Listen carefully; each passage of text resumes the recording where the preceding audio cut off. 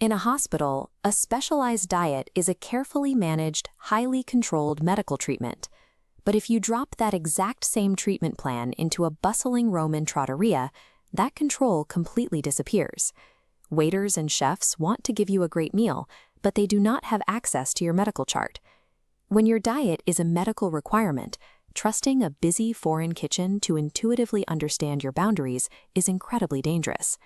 For years, travelers with severe sensitivities have accepted a punishing choice: either survive a 10-day trip on packed granola bars from home, or roll the dice on local menus and risk an emergency room visit. This risk versus restriction chart frames the problem.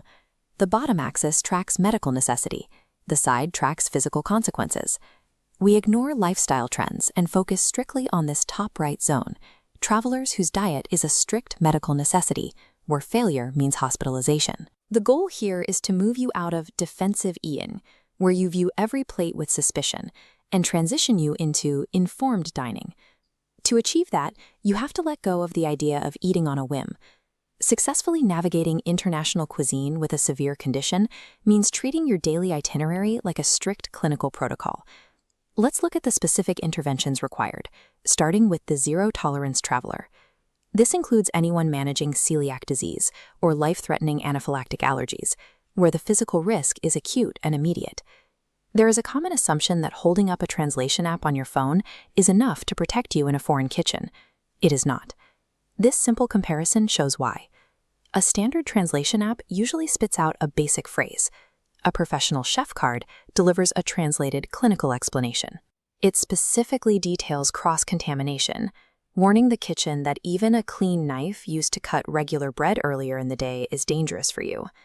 Even with clear communication, allergens hide in unexpected places. Flour is frequently used to thicken local sauces, and soy often turns up in salad dressings. You have to conduct a hidden ingredients audit to identify safe bet staples before you order. All of this requires significant work before your flight takes off. You must commission those translated cards and research the local ingredient profiles of your destination weeks in advance. The cost of absolute meal safety is the ability to casually wander into an unverified hole-in-the-wall restaurant.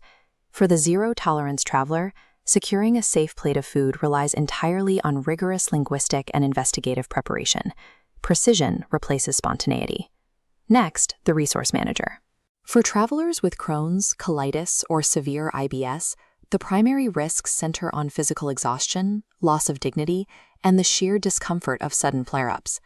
Navigating international menus with these conditions requires managing a daily energy budget.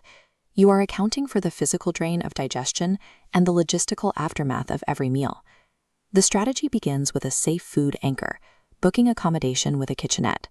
Preparing a controlled meal establishes a physical baseline. You then allocate that saved tolerance toward a single vetted restaurant experience. Finally, you map your route using accessibility data, prioritizing proximity to clean, multiple stall facilities. Even with careful pacing, flares happen. You need physical interventions ready to go. A packed nurse's dining kit, complete with portable bidets, high-grade wipes, and localized treatments. The trade-offs here are logistical. You will pay higher rates for apartment-style hotel rooms, sacrifice luggage space for medical supplies, and build your entire daily walking route around restroom access. For the resource manager, safety is an exercise in geography and pacing. You give up the romance of getting lost in a new city in exchange for the security of always knowing where the nearest exit is. Finally, we have the hidden threat avoider.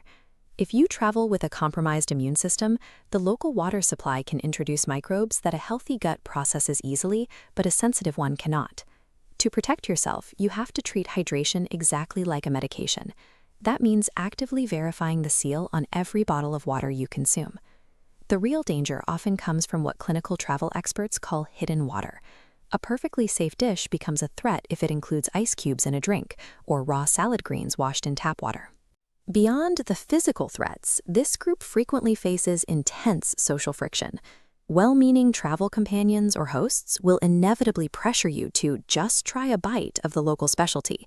The most effective way to shut down that debate is to frame your dietary restrictions explicitly as a doctor-ordered medical requirement rather than a personal preference. Maintaining a healthy gut against invisible microbes means you must be hyper-vigilant at every single meal, and you must be willing to endure the awkwardness of rejecting a host's hospitality. Defeating these invisible threats requires rigid boundaries, both in what you put on your plate and how you communicate with the people sitting next to you. Across all three of these profiles, the core theme is the same. Traveling with a medical dietary requirement incurs a heavy spontaneity tax.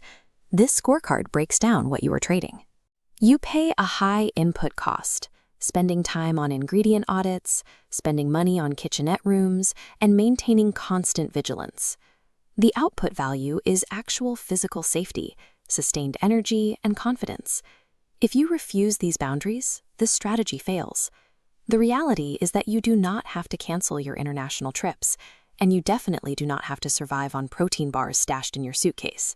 By accepting the trade-offs and treating the itinerary like a clinical strategy, you can finally sit down at a foreign table with an appetite instead of anxiety.